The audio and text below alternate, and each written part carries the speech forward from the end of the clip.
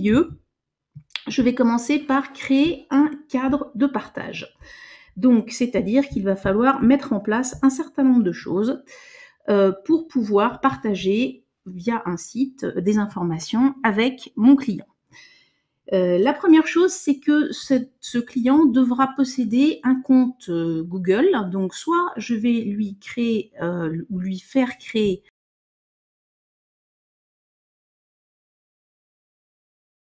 un compte Gmail, par le biais de cet écran. Donc, il aura un compte Google. Ou bien je peux envisager aussi au sein de mon domaine d'avoir créé un sous-domaine qui est par exemple @client.masociété.com. Et dans ce cas, je vais pouvoir bonjour à tous, merci.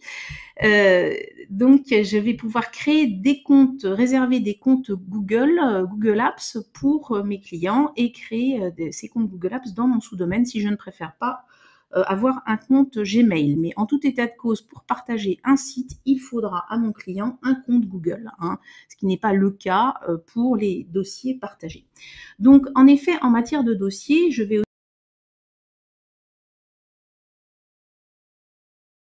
aussi structurer mon cadre de partage où je vais aller vous rappeler que dans ma société, n'est-ce pas, j'avais un certain nombre de dossiers que vous connaissez.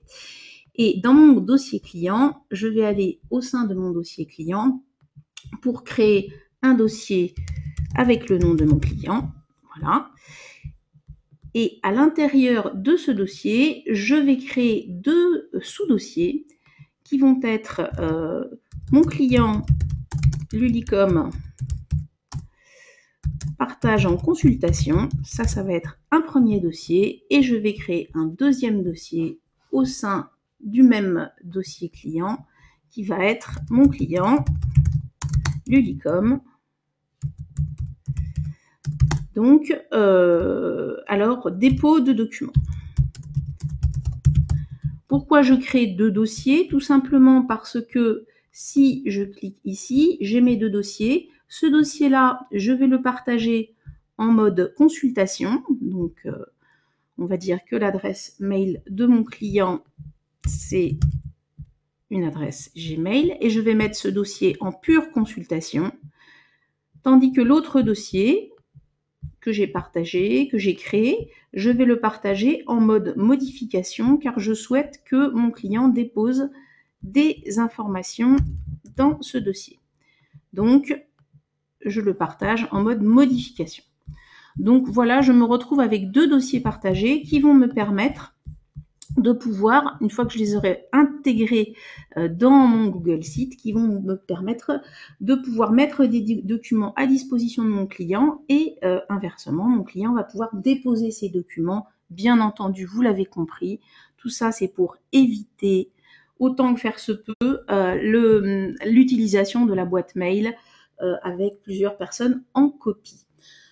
Troisième opération pour créer le cadre de partage, je vais pouvoir créer un Google Group.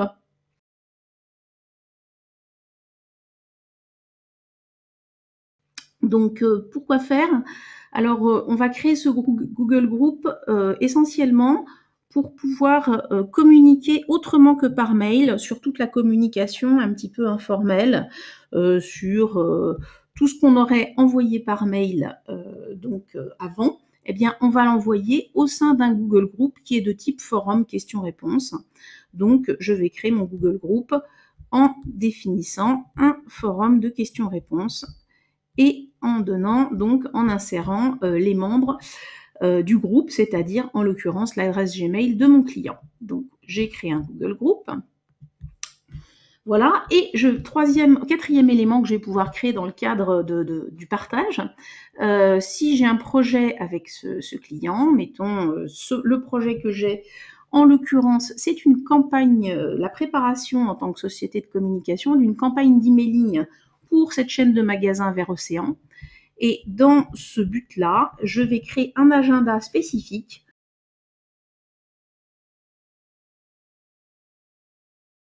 pour mon client. Donc, on voit que là, j'ai déjà créé Vers Océan projet Pour créer mon agenda, je vais me situer ici et je vais créer le nom de mon client. Voilà, en mettant une description de l'agenda. Et je vais ensuite pouvoir partager, bien entendu, cet agenda avec l'adresse mail de mon client pour lequel je vais donner des autorisations, éventuellement de modification des événements si je veux que mon client puisse modifier cet agenda projet. Et je crée mon agenda. Voilà, donc j'ai fait 4 opérations qui m'ont permis de créer ce cadre de partage avec l'adresse, le compte Google, les 2 dossiers partagés, le Google Groups et l'agenda. Et je vais maintenant me pencher sur la création du site qui va donc, je dirais, rassembler l'ensemble des informations que je vais mettre à disposition.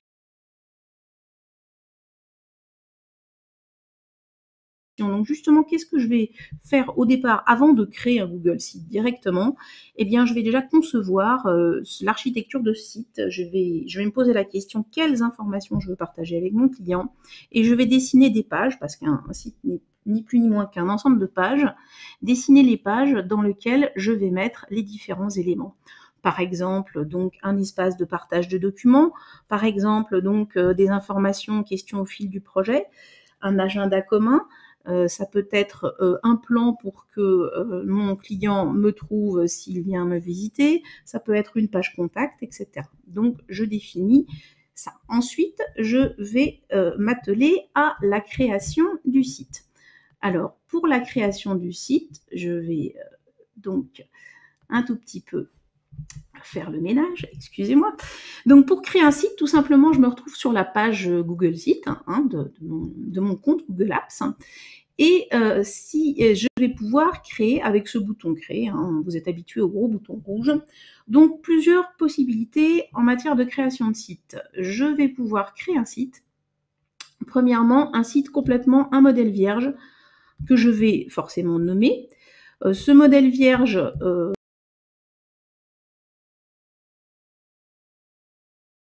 je vais partir de rien du tout et je vais pouvoir éventuellement, en cliquant sur cette petite flèche, sélectionner un thème. Donc il y a différents thèmes proposés dans Google Apps pour pouvoir donc créer un site un petit peu plus habillé que rien du tout. Voilà, donc je sélectionne un thème, je donne un nom à mon site et je peux cliquer sur le bouton créer. Donc ça, c'est une première manière de créer un site. Une deuxième manière de créer un site va être de cliquer sur cette proposition de parcourir d'autres modèles de la galerie. Et dans les modèles de la galerie, il y a des modèles publics qui sont proposés, alors un petit peu comme les modèles de documents. Bien, je peux éventuellement aller dérouler les listes des différents sites qui ont été rendus publics. Si par exemple un site m'intéresse, je peux cliquer sur ce site-là et tout simplement faire un preview, c'est-à-dire aller voir le site, ouvrir un onglet pour voir comment se passe ce cadre de site et s'il m'intéresse. Voilà, donc ça peut être aussi une possibilité, créée à partir d'un site public. Finalement, ce que je vais choisir aujourd'hui, c'est ce que vous ferez par la suite, une fois que vous aurez créé votre site modèle. Je vais aller créer à partir d'un modèle que j'ai créé dans mon domaine. Et ce modèle va s'appeler partage client. Donc, je peux le faire un preview ou je peux tout simplement le sélectionner. Je vais lui donner un nom. Donc, ça va être un site site, on va l'appeler extranet Luliba vers forêt, vers océan plutôt. Voilà. Je ne sélectionne pas de thème. Je vais tout simplement le créer à partir de ce modèle. Je clique sur créer. Il va mouliner un petit moment pour recopier l'ensemble des pages de mon site modèle sur mon nouveau site qui va s'appeler site extranet Luliba.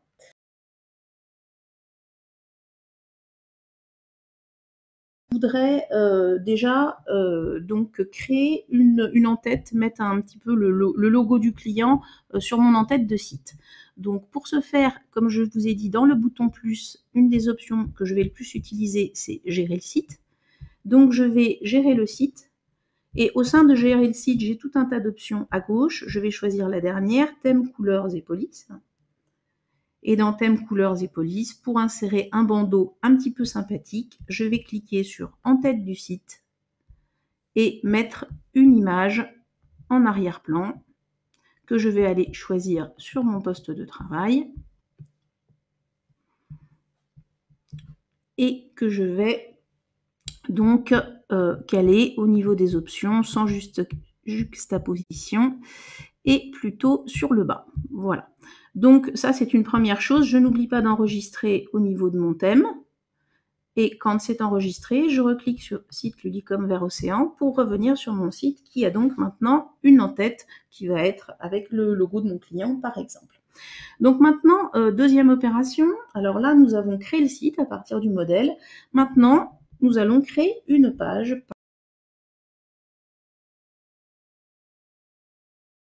Parce qu'il y a une page qui concerne la communication du site qui n'est pas encore créée. Donc pour créer une page, tout simplement, je vais aller cliquer sur Nouvelle page et je vais nommer cette page plutôt qu'un mail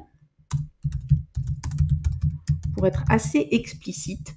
Je laisse par défaut le type de page, le modèle de page classique. Je mets ma page à la racine.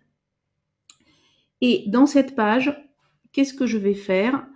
Je vais tout simplement aller à partir du groupe. Alors excusez-moi, je vais ouvrir un onglet pour retourner sur le groupe que je vais avoir créé. Et je vais dans cette page insérer le Google Group de type forum questions-réponses, ce qui va me permettre d'éviter tout un échange de mails. Voilà, donc mon groupe qui s'appelle Vers Océan. Je vais tout simplement cliquer sur mon groupe. Je vais sélectionner l'URL en haut, faire un CTRL-C, retourner sur ma page. Et là, je suis en mode insertion. Au niveau de ma page, je viens de créer une page. Je vois que je suis en mode insertion parce que j'ai le bouton enregistrer. Et je vais aller insérer un Google Group ici. Donc voilà, tous les objets qu'on peut insérer. On va en faire un certain nombre.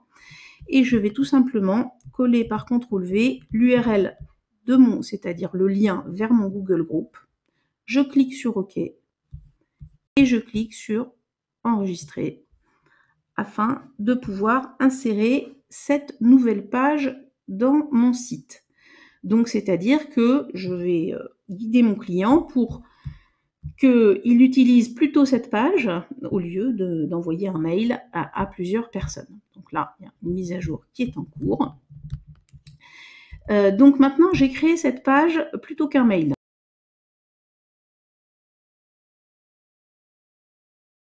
Je vais me situer toujours sur un des 4 boutons et je vais cliquer sur le bouton plus et cliquer sur l'option modifier la mise en page du site. Modifier la mise en page du site, il va donc présenter une en-tête ici. C'est pas l'en-tête que je veux modifier, c'est plutôt le menu. Et je vais aller me situer dans le menu, on va dire le menu l'essentiel. Je vais cliquer à l'intérieur de ce menu et je vais tout simplement dire que je veux, en cliquant sur ajouter une page ici, rajouter, il va me donner l'ensemble des pages. Cette page qui s'appelle plutôt qu'un mail, je fais OK une fois. Je peux éventuellement déplacer dans le menu la page que je viens d'insérer, soit en haut et en bas, soit faire une sous-page. Voilà, donc je vais la laisser en dernière. Et je vais ensuite ne pas oublier de cliquer sur fermer et je vais me retrouver avec cette page plutôt qu'un mail qui va se retrouver au sein de mon menu et sur laquelle je vais pouvoir cliquer. Maintenant, tout simplement, je vais vous montrer sur les quelques minutes qui restent les différents éléments que je vais pouvoir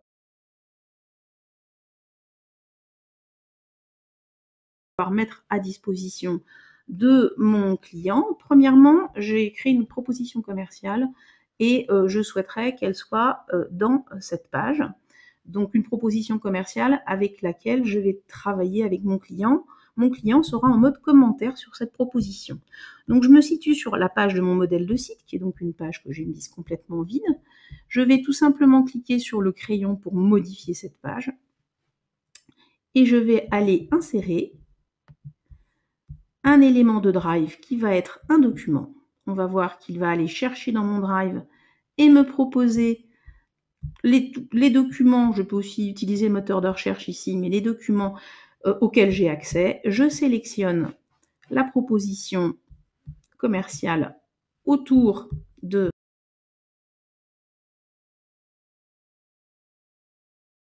ce projet d'emailing et je clique sur enregistrer.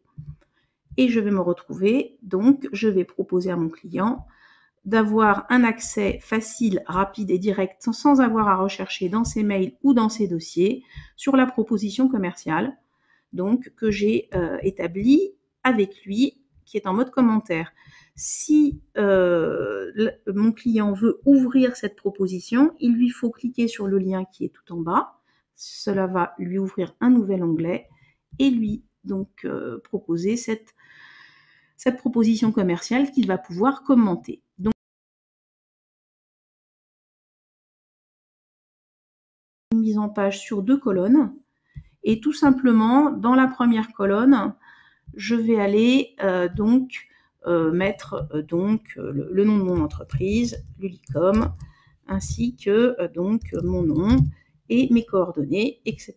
Et la même chose pour le nom pour l'entreprise de mon client, que tout le monde ait les contacts assez facilement.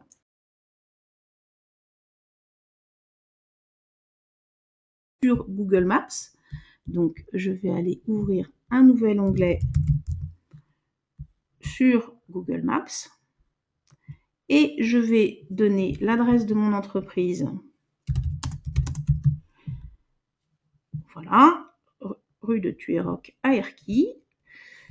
Je vais aller chercher le lien sur Google Maps ici qui se situe sur ce petit lien. Je vais faire un CTRL-C et je vais retourner dans ma page, trouver l'Ulicom. Je vais aller modifier cette page. Maintenant, vous connaissez bien le petit crayon. Et je vais tout simplement insérer un plan, une carte. Voilà, en autorisant. Et je vais aller coller le lien que je viens de récupérer. Je sélectionne cette carte, je laisse les données par défaut et j'enregistre. Et comme ça, dans ce site, mon client aura une facilité d'accès pour trouver le plan directement. Donc, on retrouve la page plutôt qu'un mail, qui est donc une page qui permet à mon client d'éviter la boîte mail en tapant directement dans un Google Group. Et ensuite, nous arrivons aux différents accès dossiers qui vont être Océan, l'Ulicom, consultation. Je laisse les données par défaut et je vais aller enregistrer, ce qui va permettre à mon client d'accéder directement au dossier avec la dernière facture, la plaquette digitalisée éventuellement de mon entreprise, sur lesquelles il va pouvoir cliquer pour directement accéder aux documents.